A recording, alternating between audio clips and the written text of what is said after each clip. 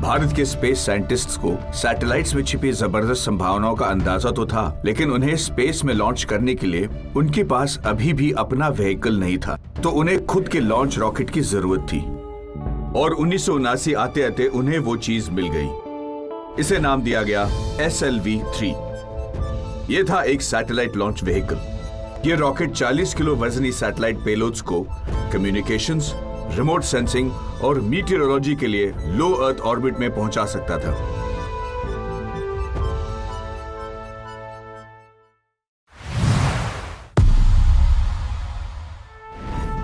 SLV-3 programme का नेतृत्व doctor Abdul Kalam के हाथों में था, जो भविष्य में भारत के राष्ट्रपति और तुम्बा के शुरुआती पायनियर्स में से एक थे। श्रीहरिकोटा की यह सुबह बहुत ही खास थी।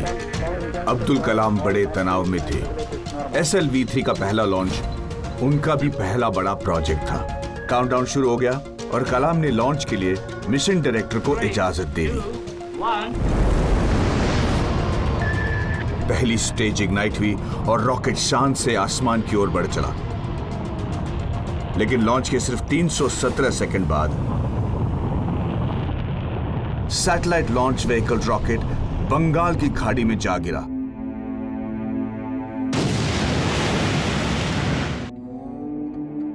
यह एक बड़ा झटका था और कलाम बहुत निराश हुए। उस वक्त सभी लोगों के सिर निराशा में झुके हुए थे, सबके मुंह लटके हुए थे। हमने कई मिनट तक एक दूसरे से बात ही नहीं की।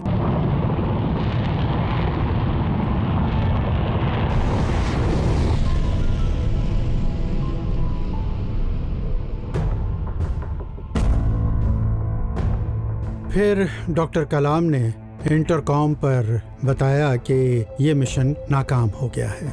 मैं वहां गया। वो मंजर वाकई बहुत ही दिल तोड़ने वाला था। मैंने देखा पूरे लॉन्च पैड पर पीले रंग का एक फ्लूइड बिखरा हुआ था, जो कि था ऑक्सीडाइजर, जिसकी कंट्रोल सिस्टम के लिए ज़रूरत होती है। उस टाइम हमें लगा कि शायद गैस लीक हुई है, लेकिन हमारा अंदाज़ा गलत था। उस वक्त हमारे एक बहुत ही महान लीडर हुआ करते थे, वो थे प्रोफेसर सतीश धवन।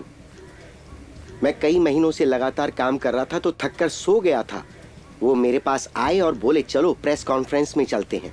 मैं बहुत डर गया था। मुझे लगा मैं प्रोजेक्ट डायरेक्टर, मिशन डायरेक्टर हूँ तो मुझे ही दोषी ठहराया जाएगा। मीडिया के लोगों ने कहा आपने बंगाल की खाड़ी में करोड़ों रुपए डुबो दिए। उस वक्त काफी आलोचना हुई, लेकिन उन्होंने सारा दोष अपने सिर पर ले लिया और भरोसा दिलाया कि 1 साल में हम जरूर कामयाब हो जाएंगे। हमारी टीम बहुत अच्छी है।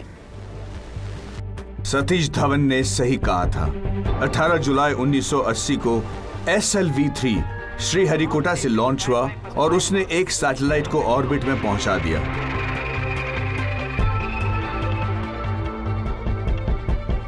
अगले साल 18 जुलाई 1980 को जब वो कामयाब हुए तो प्रोफेसर धवन ने कहा कि जाओ तुम प्रेस कॉन्फ्रेंस कंडक्ट करो। आप समझते हैं इस बात का मतलब है कि जब नाकामी मिली तो लीडर ने उसे अपने सिर लिया और कामयाबी मिली तो अपनी टीम के सिर पर सेहरा बांध दिया।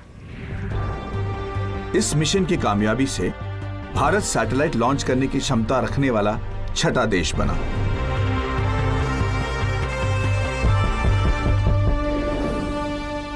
उन्नीस में भारत ने 3rd जनरेशन रॉकेट लॉन्च किया।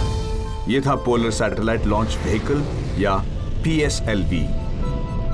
और तभी से PSLV इसरो के सैटेलाइट लॉन्च प्रोग्राम की जान बना हुआ है। इसके 53 में से 51 लॉन्च कामयाब रहे हैं।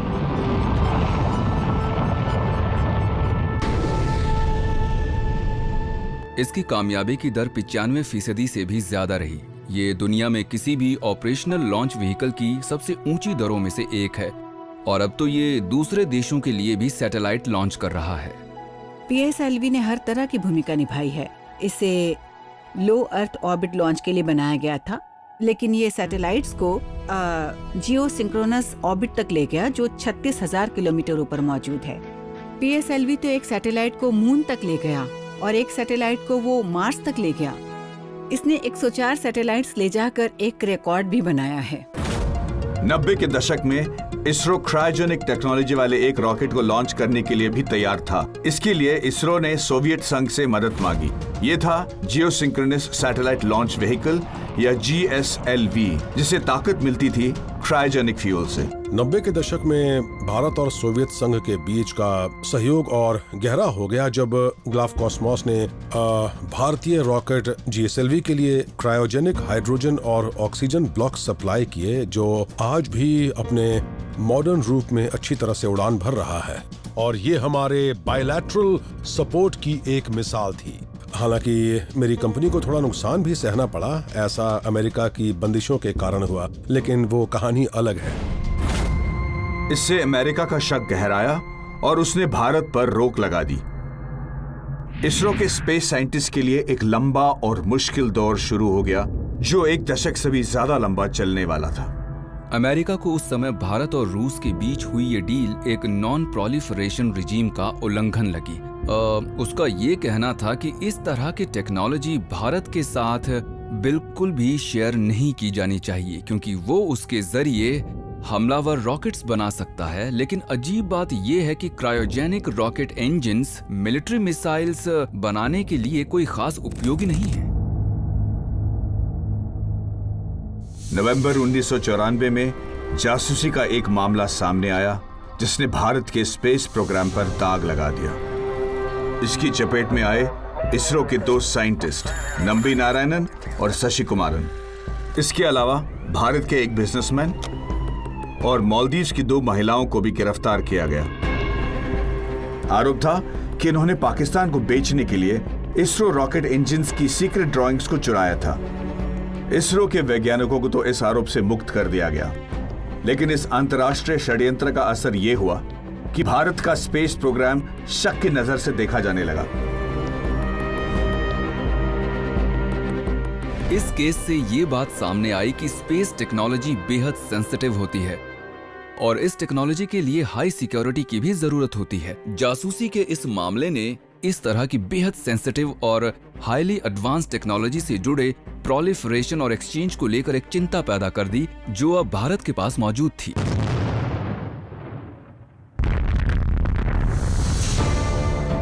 न्यूक्लियर हथियारों के मामले में अपने पड़ोसी पाकिस्तान की तरक्की से चिंतित होकर भारत ने 1998 में पोखरान में दूसरा न्यूक्लियर टेस्ट किया। At 15:45 hours, India conducted 3 underground nuclear tests in the Pokhran range. Bharat पर अमेरिका ने रोक बढ़ा दी, जिससे भारतीय स्पेस साइंटिस्ट को बड़ा झटका लगा और नया GSLV रॉकेट बनाने की इसरो की योजना ठप पड़ गई। अब हमारे सामने कोई विकल्प नहीं बचा। एक ही रास्ता था कि हम देश में क्रायोजेनिक टेक्नोलॉजी विकसित करें। बेशक हमारे सामने कई चुनौतियां थी। हमें मटेरियल्स ढूंढने थे जो सब जीरो कंडीशन में काम करते, और साथ ही चाहिए थी फैब्रिकेशन टेक्नोलॉजी और स्टोरेज टेक्नोलॉजी। अब साइंटिस्ट ने अपनी नजर साराभाई की ओरिजिनल विजन की ओर घुमाई। स्पेस टेक्नोलॉजी विकास के लिए भारत ने कई सैटेलाइट्स लॉन्च किए। ये इंडो पैसिफिक रीजन में मौजूद सबसे बड़े domestic communication weather reading system में से एक थी। टीके अनुराधा भारत के सैटेलाइट प्रोग्राम का अहम हिस्सा रही हैं। वो इसरो हेडक्वार्टर्स में सैटकॉम प्रोग्राम की डायरेक्टर भी थी। जब उन्होंने इसरो ज्वाइन किया था, तब उनकी उम्र सिर्फ 22 साल थी। जब मैंने ज्वाइन किया तब मैं स्पेसक्राफ्ट टेस्ट इंजीनियर थी। मेरे लिए उस वक्त वाकई ये एक बहुत ही बड़ी बात थी, क्योंकि मेरा एक सैटेलाइट के साथ डायरेक्ट इंटरफेस था और हम अपने आइडियाज डिजाइनर्स, सब सिस्टम डिजाइनर्स, मिशन डिजाइनर्स के साथ एक्सचेंज करते थे। और ये मेरे लिए बहुत ही अलग तरह का एक्सपीरियंस था। देखा जाए तो कमाल का समय था। इनसैट 1 सीरीज के जरिए हमें कम्युनिकेशन को ऑपरेशनलाइज करना था, जैसे कि टेलीकॉम, ब्रॉडकास्टिंग और तमाम दूसरी एप्लीकेशन, साथ ही वेदर मॉनिटरिंग भी। ये एक्सपेंशन के लिहाज से बहुत ही कमाल का टाइम था।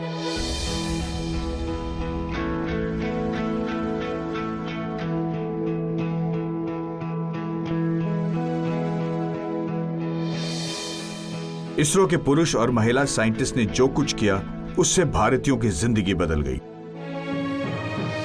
सैटेलाइट टीवी इसरो सैटेलाइट्स के जरिए ही मुमकिन हो पाया है। मछुआरों को कई दिन पहले ही साइक्लोन की वार्निंग मिल जाती है और सर्च एंड रेस्क्यू मिशन भी मुमकिन हो पाते हैं।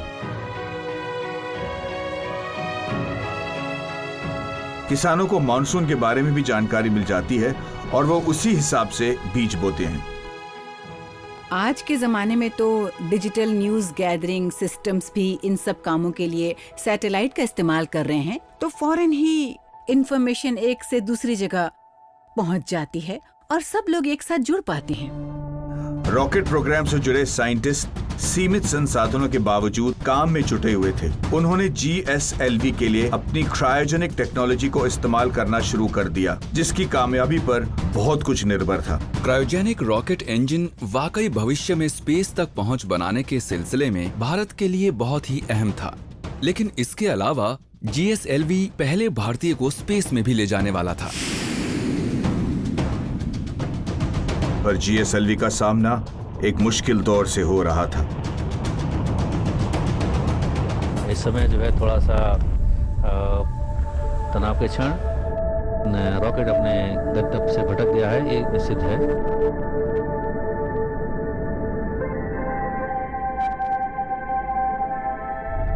GSLV को अब तक 15 साल से भी ज़्यादा का फ्लाइट एक्सपीरियंस हो चुका था और उसके आधे शुरुआती मिशंस फेल हो चुके थे। पूरी दुनिया में ही ज़्यादातर लॉन्च व्हीकल्स के साथ ऐसा हो चुका है। उन्हें अबॉर्ट होते देखा गया है, उन्हें फिर से क्लीन रूम्स में ले जाकर दोबारा से डिज़ाइन करना पड़ा था। लेकिन तमाम बाधाओं के बावजूद भारत की स्पेस से जुड़ी ख्वाहिशें अब भी जिंदा थीं और भारत बिल्कुल नई और कमाल की संभावनाओं के दरवाजे खोल रहा था।